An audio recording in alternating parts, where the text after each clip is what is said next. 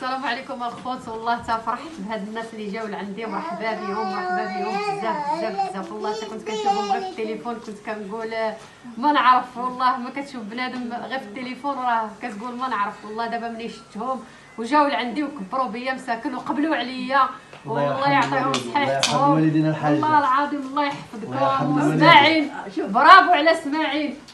امي راه كيعجبها اسماعيل وكتتابعوا ليه ام عايشه. اسماعيل قال لي غادي نجيب له، قلت له جيب لي الوالده، قال لي غنجيبها لك، جابها لي. ولكن مسكينه كنتمنى تجي عندي مروحه، حيت جات عندي عيانه مسكينه، جات للطبيب وجات عندي عيانه. كنتمنى لها الشفاء العاجل مع الله والشفاء اللي مريض كامل. ودعيو مع ام عايشه ومرحبا بخويا اسماعيل في اي وقيته. مرحبا بام عايشه، مرحبا بهم. جاو لعندنا هذاك هو النهار الكبير.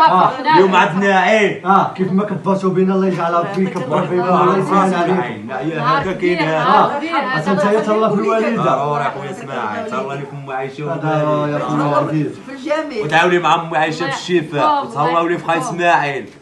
كومونتيرات الزوينين والبارطاج والدعم. تحيه لولاد البلاد. تحيه العظيم الى رجال. والله العظيم الا كيخدموا ساكن غير على والديهم وعلى راسهم. راه اللي كيعرف راه غير بعينيه غيعرف، واللي ما كيعرفش كنتمناو الهدايه للجميع. الخير شي ناس ما عمرو يتنسى، وهذوك اللي ما كيحملوناش بغيت لهم حريق الدرصه وسكت لكم غير في قصه.